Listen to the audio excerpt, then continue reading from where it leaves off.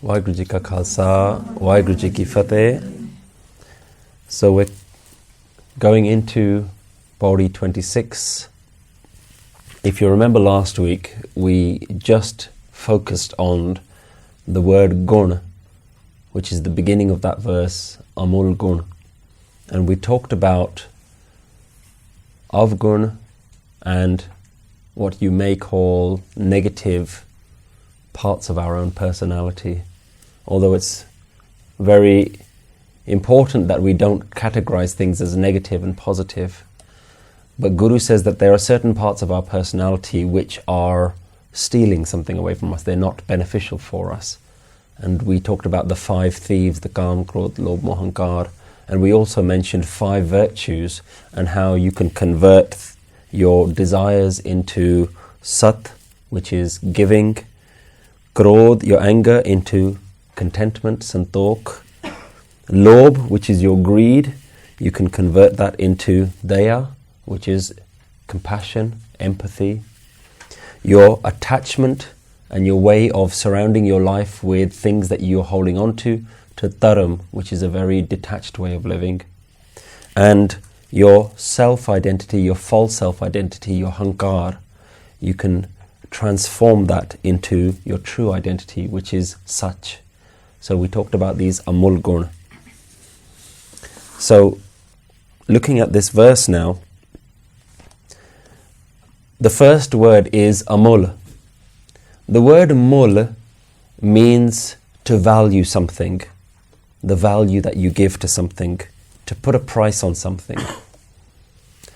Amul means no value or beyond value, invaluable.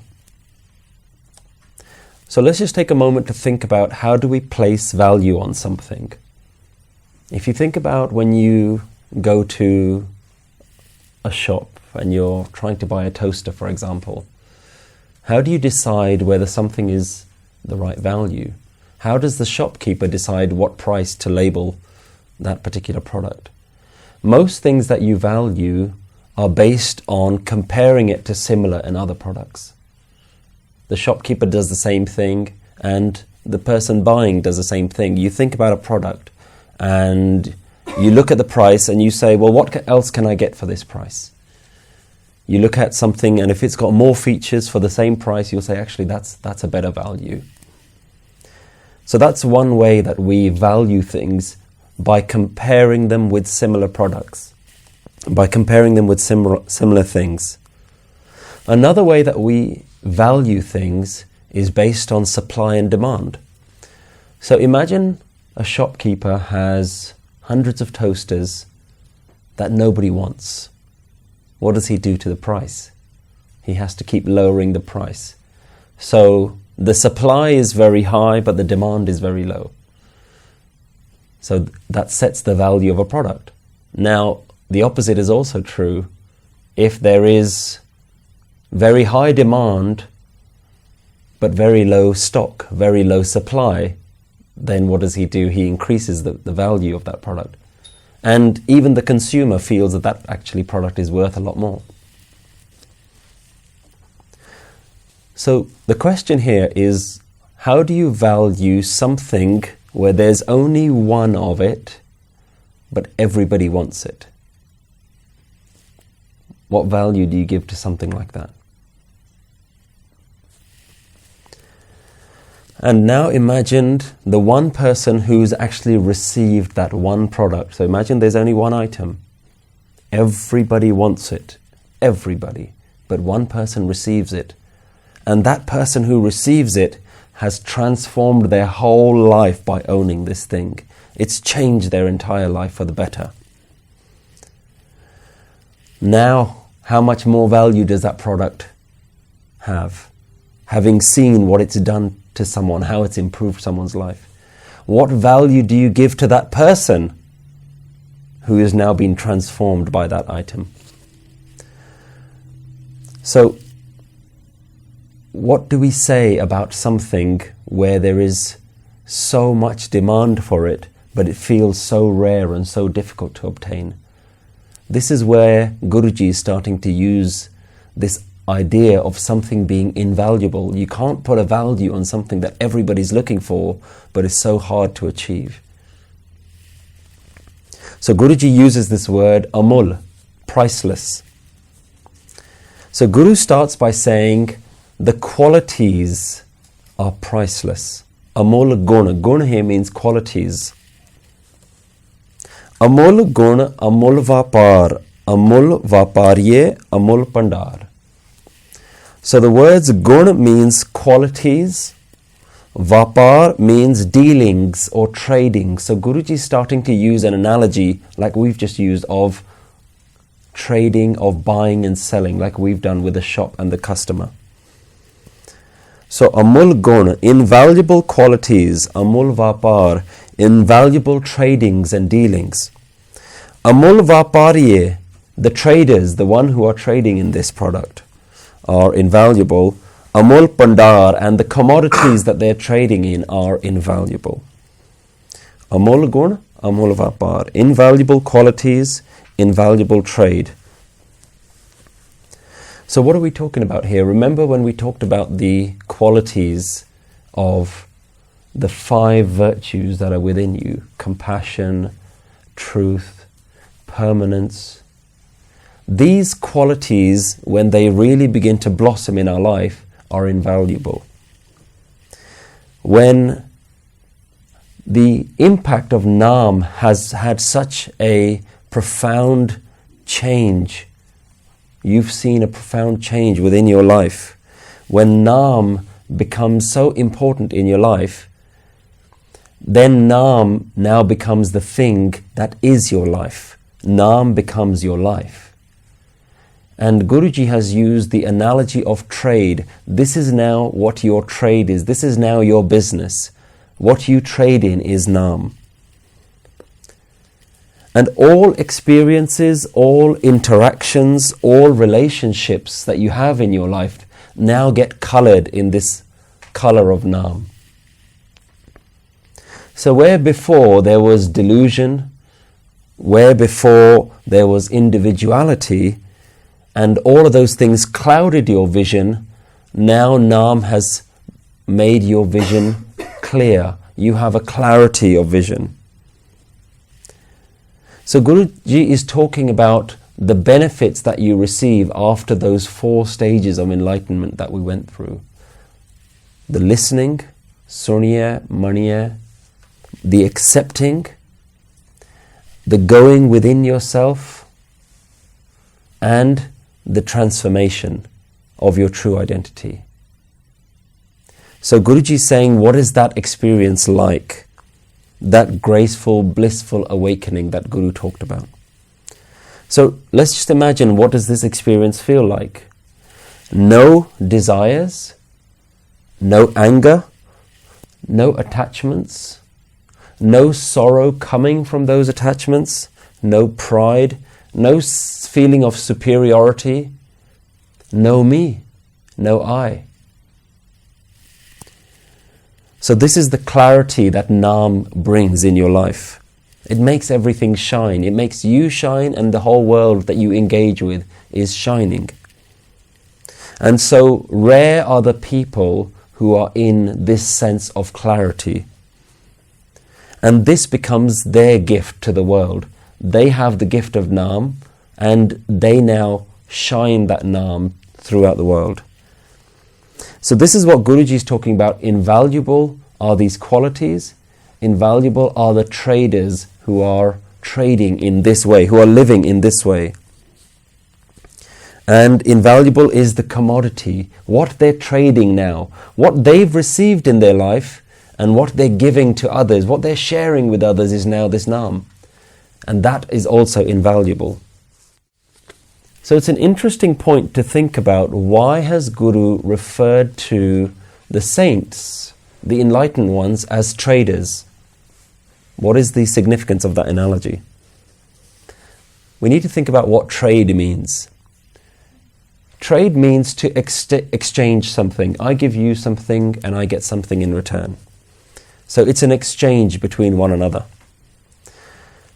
So there are very different ways many different ways that we can look at this analogy of trade.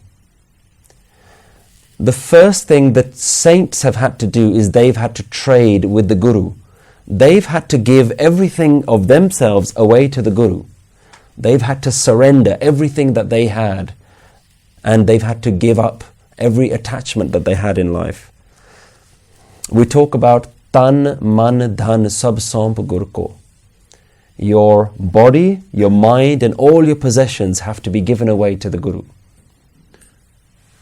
So the saints have had to go through this process of giving all of their attachments up, and the exchange with the Guru is that the Guru has given them the wisdom and the clarity of Naam. That's the exchange that they've got in return. Now remember how we heard in one of the previous verses how that divine being that they're now engaging with how that divine being trades. We heard Vadda Data Tilanatamai, that the divine continuously gives, and the divine is not asking for anything in return. The divine's not waiting there for you to do anything. It's just when you're ready to surrender, the divine gives you this Naam. So we have to give everything up and not hold back. If we're trading with something so grand that doesn't hold back, then we have to up our game. We also have to trade in that way. We have to trade in a way that doesn't say, I'm willing to give you 99%, but let me hold on to this 1%. You have to give 100%, everything up, in order to obtain what the divine has to give you. So Vadda Data Tilnatamai, grand is the provider that doesn't hold back in any way, with not a seed of desire, Tilnatamai. And what is it that the saints receive when they've given everything up? What do they get in return? They obtain the divine. They obtain that which they're trading with. They become merged into that divine. So you have to become the divine. That's what you have to know when you're going into this transaction. You have to know what you're giving up, but you also have to know what is being received in return. You are giving up everything of your own identity so that eventually you don't exist anymore. You become merged back within the ocean. We heard a few verses ago this idea of the rivers that merged back into the ocean. Once they merged in, you couldn't distinguish them anymore. So this is this analogy that Guru's just been telling us about. Now Guruji's using a different analogy of trading, but all the things that we've learned about how to trade have already been covered. So you become like the divine. There's a beautiful line by the saint, the Bhagat, called Kabir. He says, Har jan aisa chahiye jaisa har hi hoye. I want such a servant of the divine who is like the divine, who becomes the divine. This is the qualities of the divine. This is the qualities of the saints. No wonder Guruji is calling these saints Amol, priceless. Their qualities are priceless. Har jan aisa chahiye jaisa har hi hoye. Give me such a saint who is like the divine themselves. So it's very important to realize when we're walking on this path, we've heard this analogy time and time again, but now we're making it very clear. You have to give everything up. You're not allowed to hold even a shred of anything back for yourself. You have to give up everything, but remember that you obtain much more than what you have. This is not a fair trade. We have nothing to give. Think about what you have to give. Your body, did you make it? You didn't make your body. Your mind, did you make your mind? Your possessions, did you make everything? Did you make your ability to earn everything?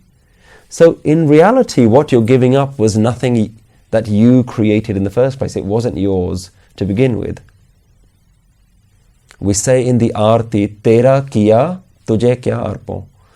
Everything that I have to give was created by you in the first place.